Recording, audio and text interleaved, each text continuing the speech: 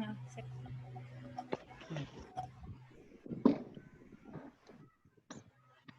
Selamat pagi semuanya, selamat siang, selamat sore, kapanpun kalian menonton ini, yang penting selamat-selamat. Nah, hari ini kami grup 16 akan mempresentasikan tentang makna sila pertama, yaitu ketuhanan yang Maha Esa. Yaitu anggota grup kami adalah saya Niwati Sobrina. Saya Catherine Jovanka. Saya Mufaya Ratu Zamruda. Saya Sandra. dan saya sendiri Suroyo. Oke, di sini ada 5 topik yang akan kami bahas. Yang pertama langsung saja, apa makna ketuhanan yang Maha Esa? Nah, di sini ada 6 poin tentang arti dan makna sila pertama itu sendiri. Yang pertama adalah mempercayai adanya Tuhan, menjamin penduduk untuk memeluk agama masing-masing dan beribadah menurut agamanya. Tidak memaksa suatu agama dan kepercayaan kepada orang lain, menjamin berkembang dan tumbuh suburnya kehidupan beragama di Indonesia. Terus, bertoleransi dalam beragama. Dalam hal ini, toleransi ditekankan dalam beribadah menurut agamanya masing-masing. Negara juga memberi fasilitas bagi tumbuh kembangnya agama dan iman warga negaranya, serta menjadi mediator ketika terjadi konflik antar agama.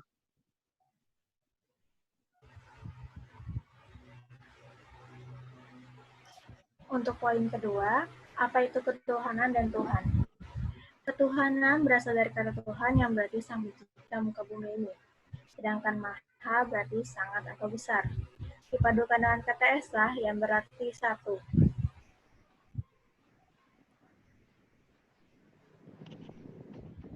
Tuhan adalah sang pencipta dan maha kuasa. Indonesia menjunjung tinggi keagamaan antar sesama penganut. Ketuhanan sendiri berarti segala sesuatu yang berhubungan dengan Tuhan, baik dari kepercayaannya, ibadah, atau bahkan sifat umatnya.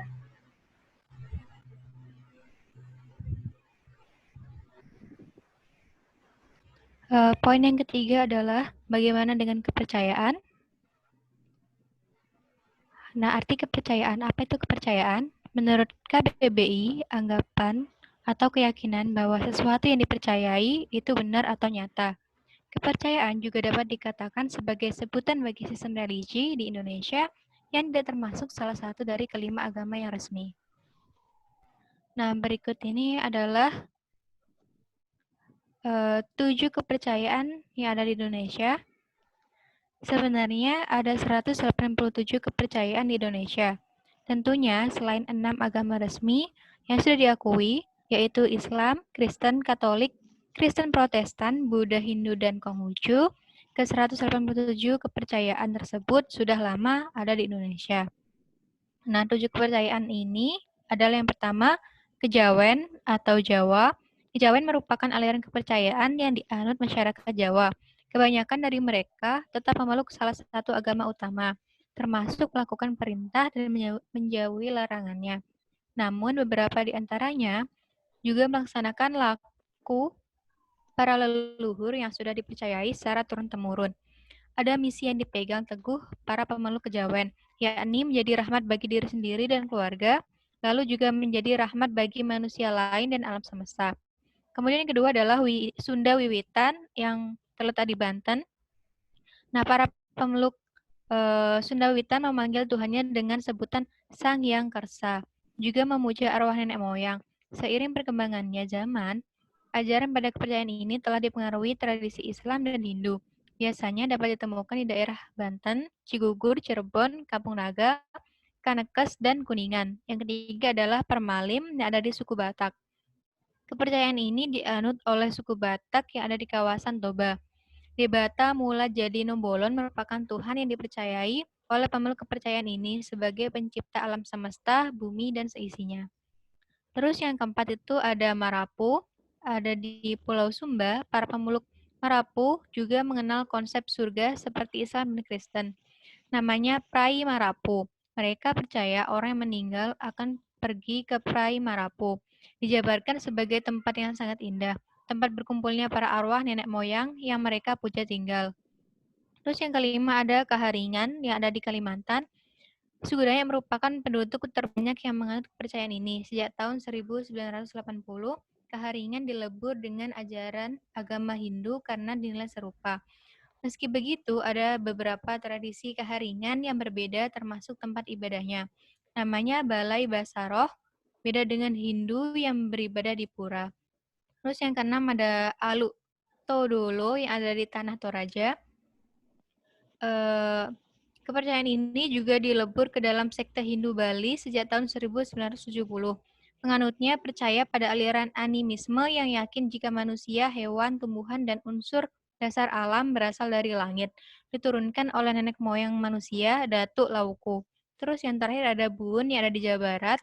Nah, berbeda dengan kepercayaan aliran yang lain, sudah tercampur dengan agama Hindu, Buddha, maupun Bun merupakan kepercayaan yang masih murni. Kepercayaan ini bisa diturunkan dari satu generasi ke generasi lainnya. Selanjutnya,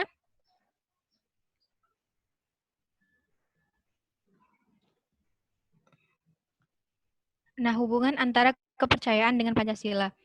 Penghayat kepercayaan ini juga penganut Pancasila. Seperti yang dikatakan oleh Direktur Hubungan Antara Lembaga dan Kerja sama BBPIP, pada tahun 2019 bahwa penghayat kepercayaan ini juga penganut ideologi Pancasila, ideologi Indonesia yaitu Pancasila. Kemudian penghayat Pancasila sebagai bukti bahwa Pancasila berasal dari adat budaya yang ada di Indonesia. Bahwa zaman dahulu kala masyarakat Indonesia sudah mempercayai adanya kekuatan yang lebih besar yaitu Tuhan Yang Maha Kuasa. Namun mereka juga mengamalkan nilai-nilai Pancasila yang lainnya. Yang ketiga adalah beberapa kepercayaan sudah melebur dengan agama-agama yang ada di Indonesia. Nah, pada 7 November 2017, sejumlah 187 kepercayaan itu sudah diakui keberadaannya dengan sebutan kepercayaan terhadap Tuhan Yang Maha Esa. Mahkamah Konstitusi telah memperbolehkan kepercayaan dicantumkan di KTP para pemeluknya.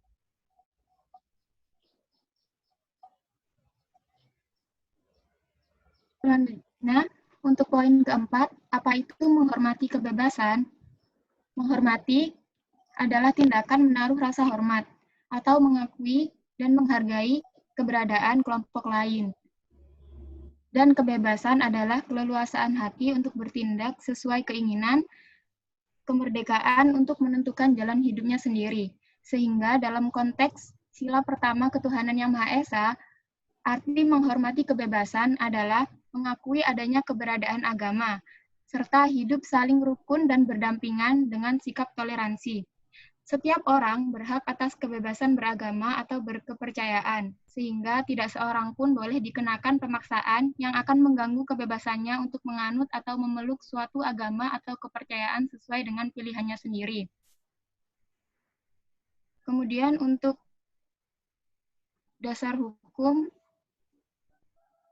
Heiner Belfort, seorang profesor hak asasi manusia dari Universitas Erlangen, Jerman, sekaligus menjadi pelapor khusus PBB untuk isu kebebasan beragama dan berkeyakinan pada tahun 2010 sampai 2016 menyatakan nilai terpenting dalam konsep hak asasi manusia adalah menghormati atau respect, yaitu menghormati kemuliaan, dignity, kebebasan, freedom, dan kesetaraan atau equality manusia.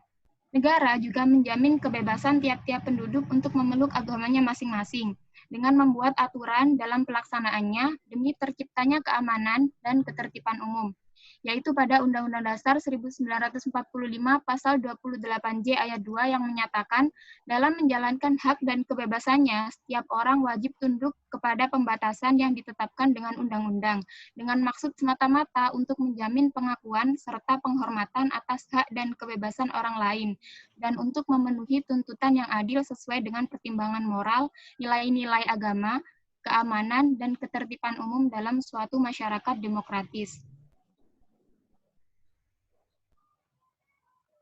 Selanjutnya, untuk tindakan yang mencerminkan sikap menghormati kebebasan diantaranya memperbolehkan dan tidak mengganggu agama lain dalam melaksanakan ibadahnya, bergaul tanpa membeda-bedakan agama dengan sikap saling toleransi, dan membantu agama lain yang sedang mengalami kesulitan, serta melibatkan mereka dalam mengambil keputusan yang berkaitan dengan masyarakat umum.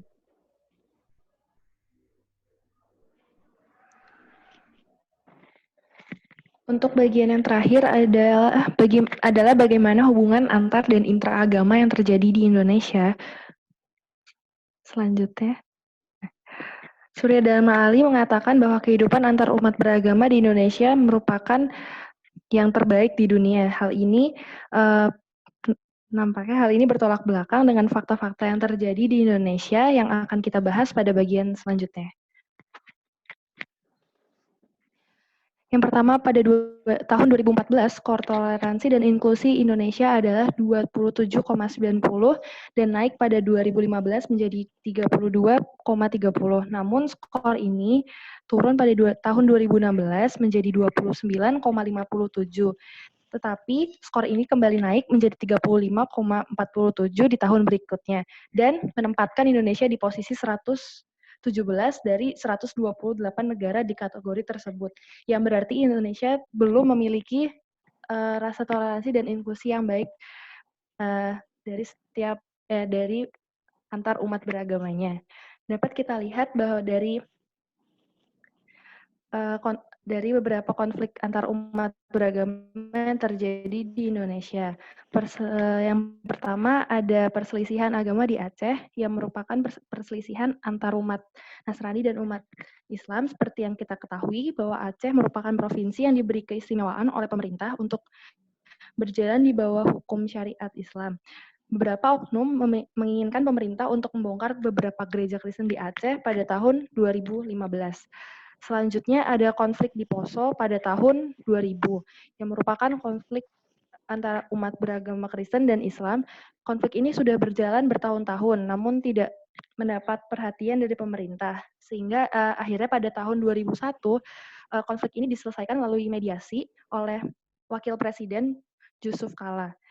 Yang ketiga, selanjutnya ada konflik Tanjung Badai, yaitu pada tahun 2016 antara umat Muslim dan umat Buddha, di mana ada 11 wihara dan 2 yayasan yang dirusak oleh warga yang mengamuk karena mendengar bahwa ini sebenarnya mendengar rumor bahwa seorang umat Buddha yang berdarah Tionghoa juga memprotes akan kerasnya suara azan dari sebuah masjid lokal. Dan hal ini juga dipicu oleh rumor-rumor lainnya. Yang keempat adalah maksud saya selanjutnya adalah konflik intraagama, yaitu konflik Sampang. Konflik ini bermula pada tahun 2004 dan berpuncak pada pembakaran rumah ketua Ijabi dan perusakan musola. Nah, konflik Sampang ini terjadi antara pengikut Ahlus Sunnah wal Jamaah dan penganut Islam Syiah. Nah, terlihat bahwa hingga saat ini masih banyak warga negara Indonesia yang tidak mendalami makna sila pertama ini. Sudah kita ketahui bahwa banyak sekali konflik-konflik yang terjadi di Indonesia karena alasan agama, baik itu antar maupun intraagama. Pemerintah juga kurang tegas dalam mengambil tindakan untuk menyelesaikan konflik agama tersebut, sehingga dapat disimpulkan bahwa hubungan antar dan intraagama belum cukup baik untuk di Indonesia. Sekian presentasi dari kami. Maaf bila ada kesalahan kata.